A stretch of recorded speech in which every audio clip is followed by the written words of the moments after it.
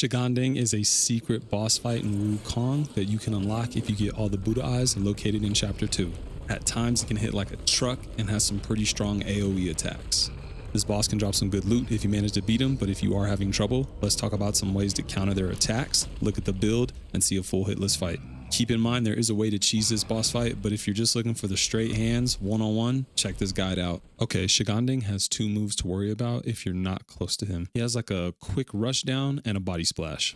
My advice on the quick rush down is just to run or roll away. The hitbox and active frames are very awkward. For the body splash, there's a little bit of a delay while he's in the air. He almost floats a little bit. Once you get the timing down, pretty easy to dodge. At later stages, he will follow up with another body splash, but that one has an AoE attached to it. Make sure to get out of the way of the explosive pillars and don't go near his arms. If you anticipate the body splash, it's a great opportunity to try to resolute strike. If you are too close to Shigandang from the back or from the side, he has 2 attacks that he'll do. The first one is a back slam where he just falls over. This attack goes beyond his body. There's like AoE stalagmites that come out of the ground. To be honest, this one's as easy to dodge as it is easy to resolute strike.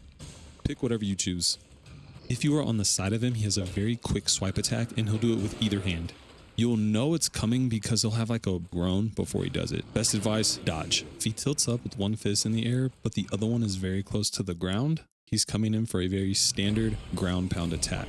There's 3 total hits. The initial slam, there's an explosion, and then when he pulls his hand out of the ground, that also will do damage if you're close. He will do this with either hand. You can take the opportunity to attack the other side of his body while he is going through the motion of that attack.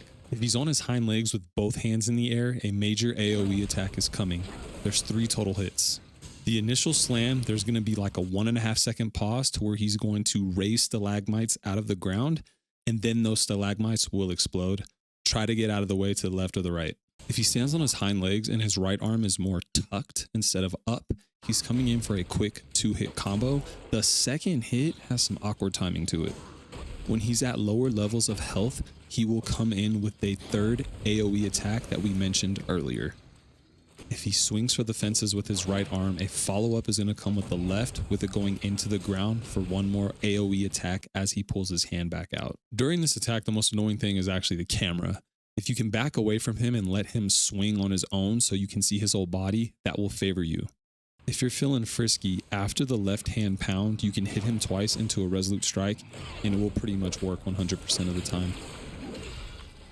If it looks like he's bowing and he's starting to shake, a very annoying attack is on the way.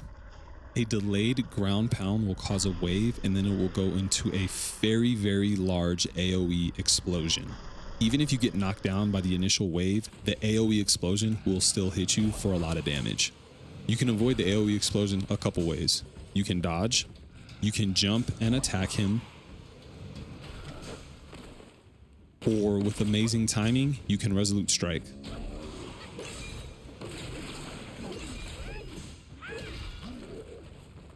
The last attack he'll do, and usually at lower health, is a stomp to a Hulk Hogan flex slam. When this slam happens, there is an energy wave that will track the ground. Make sure if you're not in the range of the actual slam that you still dodge because that wave is coming your way. All right, so for the build, we're still rocking the Wind Bear staff. That's the best one I have.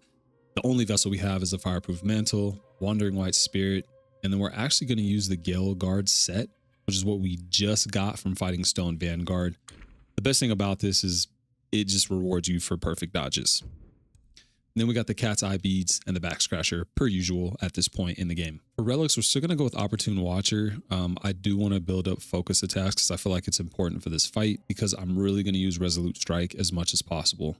As far as abilities go, in Foundation, nothing really of note here except for the fact that I have all of my points put into Wrathful Escalation because I love critical hits. For staff stance, we're really focused on smash stance, and of course we have the staff itself built up pretty much all the way. You'll notice we have 20 out of 20, so we can get that 4th hit if we build up enough focus. The one thing from a spell perspective that I wanted to build up was just the first 2 parts of Immobilize. Immobilize is good in this fight. I don't use it a ton, but it is very good in this fight. We'll want to do that as much as possible. For alteration, I do have rock solid equipped. I just don't have any points into it. And then for last, I wanted to kind of build on dodging. So I used moon roam to make sure that if we do have a perfect dodge, we could do a lot of damage when we hit them. All right, that's it for the build. Let's get to the fight.